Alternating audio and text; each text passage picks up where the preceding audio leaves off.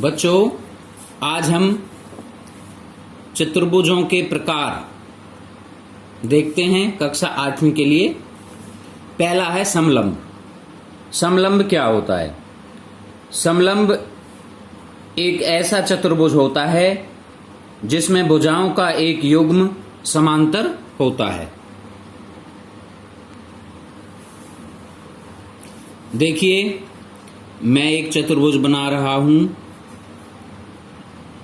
इसमें ये तीर का निशान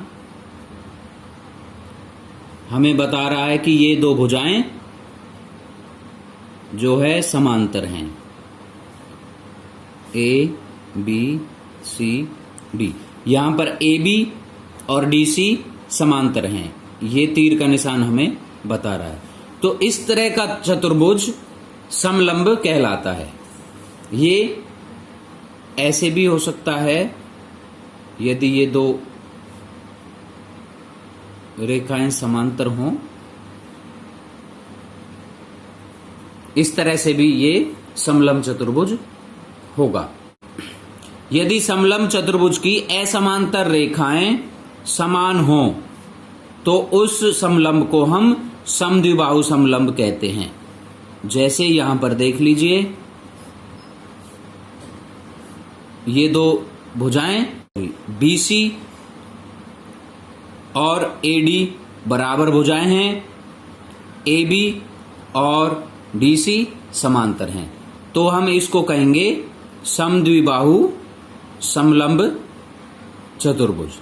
अब हम अन्य प्रकार के चतुर्भुज के बारे में जानकारी लेते हैं, जो है पतंग। पतंग एक विशिष्ट प्रकार का चतुर्भुज है जिसमें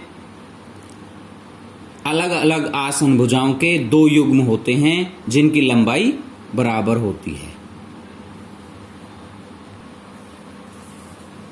देखिए, हम पतंग की आकृति बनाते हैं। यहां पर आसन भुजाओं के दो युग्म होते हैं जिनकी लंबाई बराबर होती है। देखिए, इन दो भुजाओं की लंबाई बराबर है और इन दो भुजाओं की लंबाई बराबर है। दोनों ही युग्म क्या हैं? आसन भुजाओं के हैं। AB और AD आसन भुजाएं हैं और उन दोनों की लंबाई बराबर है। इसी तरह से BC और DC आसन भुजाएं हैं और उन दोनों की लंबाई भी बराबर है। तो इस प्रकार की आकृति को हम पतंग कहते हैं। पतंग के विकर्ण एक दूसरे पर लंबवत होते हैं। देखिए, यदि हम ये दोनों विकर्णों को खींचते हैं तो वो एक दूसरे पर लंब होते हैं और ये विकर्ण कौन समद्विभाजक होते हैं? ये बड़ा वाला विकर्ण कौन A को समद्विभाजित कर रहा है और C को। ऐसी छोटे वाला विकर्ण कौन B और कौन D को समद्विभाजित कर रहे हैं। विकर्ण कौन समद्विभाजक होते हैं। अब देखिए चतुर्भुज का अगला प्रकार समांतर चतुर्भुज।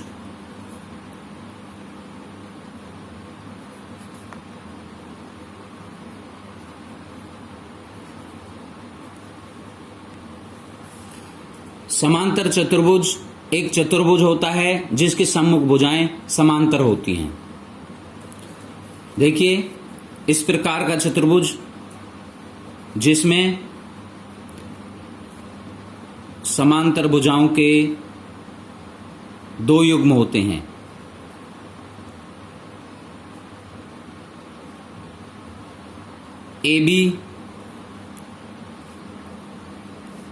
AB समांतर है DC के और AD समांतर है BC के।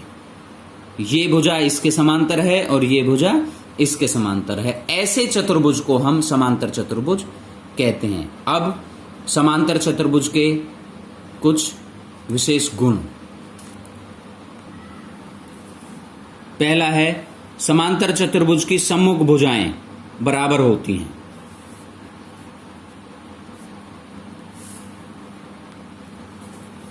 दूसरा, समांतर चतुर्भुज के सम्मुख कोण भी बराबर होते हैं। ये कोण ए बी सी डी, कोण ए सी के बराबर है और कोण बी कोण डी के बराबर है।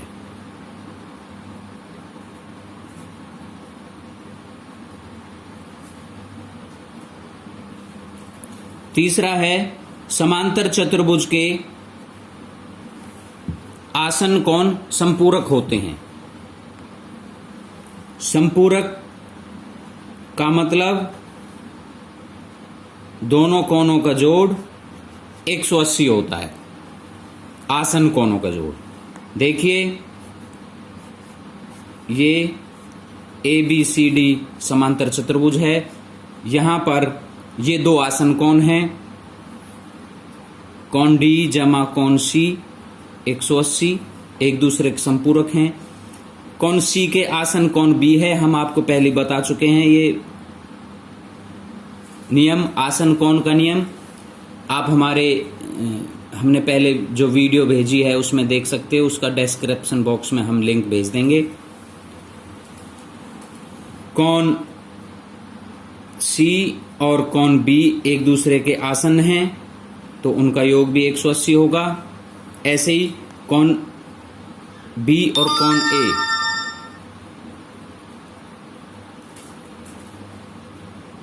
कोण ए एवं कोण बी ये भी आसन हैं, इनका जोड़ 180 होगा। और इसी तरह से कोण ए व कोण डी दोनों आसन कोण हैं और इनका योग भी संपूरक मतलब 180 है। ये दोनों कोण एक दूसरे के संपूरक हैं। अब देखिए समांतर चतुर्भुज का अगला गुण, समांतर चतुर्भुज के विकर्ण एक दूसरे को समद्विभाजित करते हैं। देखिए ये समांतर चतुर्भुज है, इसके हमने ये दो विकर्ण खींच लिए हैं। दोनों ही विकर्ण एक दूसरे को ओ पर काटते हैं। यहां पर डीओ बराबर होगा ओबी के, एओ बराबर होगा ओसी के। ठीक है, दोनों ही विकर्ण एक दूसरे को समद्विभाजित करते हैं। अब हम देखते हैं कुछ विशिष्ट समांतर चतुर्भुज। वे चतुर्भुज जो समांतर हैं लेकिन उनको विशेष नाम दिया हुआ है। पहला है समचतुर्भुज। समचतुर्भुज एक चतुर्भुज है जिसकी सभी भुजाएं बराबर लंबाई की होती हैं। चतुर्भुज जिसकी सभी भुजाएं बराबर हों उसे समचतुर्भुज कहते हैं। अब हम ऐसा ही एक चतुर्भुज बनाते हैं जिसकी सभी भुजाएं समान हों। यहां पर देखिए ये चारों भुजाएं इनकी बराबर हैं। क्योंकि इसकी सभी भुजाएं बराबर हैं तो इसके जो आसन्न भुजाओं के जो दो युग्म हैं, आसन्न भुजाओं के युग्म भी बराबर होंगे। और जिस चतुर्भुज में आसन्न भुजाओं के दो युग्म बराबर होते हैं उसे हम पतंग कहते हैं। तो समचतुर्भुज में पतंग के गुण विद्यमान होते हैं। ठीक है। दूसरा, यदि किसी चतुर्भुज की सम्मुख भुजाएं बराबर हों, देखो इसकी सम्मुख भुजाएं भी बराबर हैं, तो वह चतुर्भुज समांतर चतुर्भुज होता है। तो समचतुर्भुज समांतर चतुर्भुज भी होता है। इसका मतलब क्या है कि जो समचतुर्भुज होता है उसमें पतंग और समांतर चतुर्भुज के गुण होते हैं। इसलिए इसके जो विकर्ण होंगे वो लंब होंगे। पतंग के गुणों के अनुसार तो वो लंब होंगे, लेकिन समांतर चतुर्भुज के गुणों के अनुसार वो समद्विभाजक होंगे। तो इसका विशेष गुण है पतंग का कि विकर्ण लंब समद्विभाजक होते हैं। यह समचतुर्भुज का विशेष गुण है। अब हम देखते हैं अगला विशेष समांतर चतुर्भुज, जिसका नाम है आयत। आयत एक प्रकार का समांतर चतुर्भुज होता है जिसमें प्रत्येक कोण समकोण होता है। समकोण मतलब 90 डिग्री का कोण। देखिए हम आयत बना लेते हैं। यहां पर इसके प्रत्येक कोण 90 डिग्री का है। यह एक समांतर चतुर्भुज है क्योंकि इसकी सम्मुख भुजाएं बराबर होती हैं। ठीक है। इसके विकर्णों की बात करें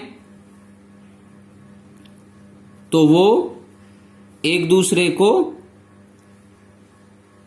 समद्विभाजित करेंगे, लेकिन वो लंब नहीं होंगे आपस में। तो इसका विशेष गुण है विकर्ण समद्विभाजक होते हैं।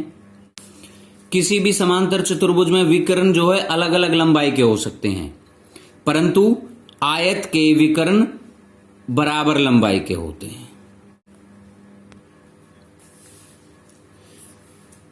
अब हम एक विशेष प्रकार के समांतर चतुर्भुज के बारे में जानते हैं जिसको कहते हैं वर्ग, स्क्वायर,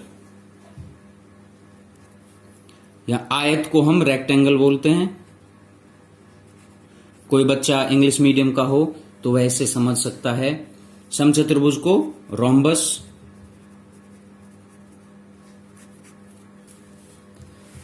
देखिए स्क्वायर क्या होता है, वर्ग क्या होता है। वर्ग एक ऐसा चतुर्भुज है जिसकी सभी भुजाएं बराबर होती हैं, सभी कोण 90 डिग्री के होते हैं।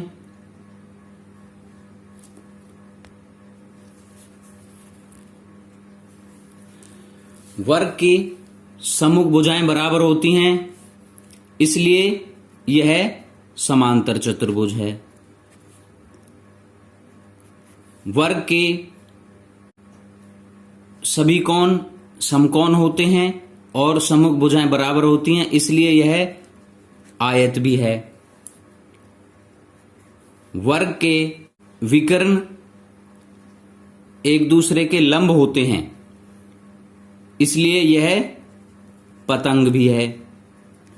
और वर्ग की सभी भुजाएं समान हैं, इसलिए हम इसको समचतुर्भुज भी कह सकते हैं।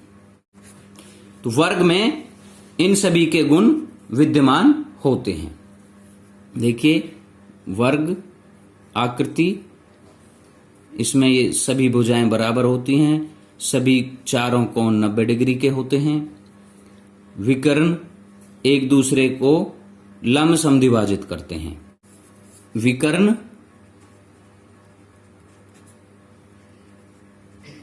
लंब समद्विभाजक। बच्चों देखिए हमने अभी तक जिन चतुर्भुजों के बारे में चर्चा की उनके कुछ गुण दिए हुए हैं, उन्हें आप समझ लीजिए। पहला समांतर चतुर्भुज, एक चतुर्भुज जिसमें सम्मुख भुजाओं का प्रत्येक युग्म समांतर होता है। सम्मुख भुजाओं का युग्म समांतर, तो इसके गुण है सम्मुख भुजाएं बराबर होती हैं, सम्मुख कोण बराबर होते हैं, विकर्ण एक दूसरे पर को समद्विभाजित करते हैं।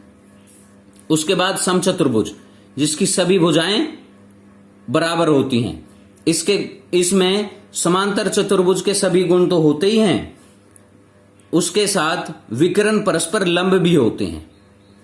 इनके जो विकर्ण हैं वो एक दूसरे पर लंब होते हैं। उसके बाद आयत है। आयत में एक समांतर चतुर्भुज जिसमें एक कोण समकोण होता है, मीन्स एक कोण समकोण है और समांतर चतुर्भुज है तो ये समकोण है तो ये भी समकोण हो जाएगा, और फिर ये भी। क्यों? क्योंकि उसके आसन कोण संपूरक होते हैं। आयत के गुण देखिए, इसमें समांतर चतुर्भुज के सभी गुण होते हैं, प्रत्येक कोण समकोण होता है, ये एक्स्ट्रा गुण है समांतर चतुर्भुज से। और विकर्ण बराबर माप के होते हैं। समांतर चतुर्भुज में विकर्ण जरूरी नहीं होता कि बराबर हो, लेकिन आयत में विकर्ण बराबर होते हैं। उसके बाद हम देखें वर्ग। वर्ग एक आयत है जिसकी सभी भुजाएं बराबर हैं। अब क्योंकि वर्ग आयत है और उसकी भुजाएं बराबर हैं, तो वर्ग में समांतर चतुर्भुज के गुण, भुजाएं बराबर हैं तो समचतुर्भुज के गुण, और आयत के सभी गुण विद्यमान होते हैं वर्ग के अंदर। उसके बाद है पतंग। पतंग एक चतुर्भुज जिसमें दो आसन भुजाओं के युग्म बराबर होते हैं, ये वाले युग्म और ये वाले युग्म, हमने आपको बताया था। तो इसका विशेष गुण है विकर्ण एक दूसरे पर लंब होते हैं, एक विकर्ण दूसरे विकर्ण को समद्विभाजित करता है। एक विकर्ण समद्विभाजित होता है, ये वाला, ये बड़े वाला समद्विभाजित नहीं होता। आकृति में कोण बी बराबर कोण डी, परंतु कोण ए कोण सी के बराबर नहीं है। बी और डी बराबर हैं, ए और सी बराबर नहीं होते हैं। ये इनके विशेष गुण होते हैं। बच्चों, इन गुणों के आधार पर आप कक्षा 8वीं की प्रश्नावली 3.3 और 3.4 को आसानी से कर सकते हो। वीडियो अच्छी लगी हो तो लाइक शेयर अवश्य करें। धन्यवाद।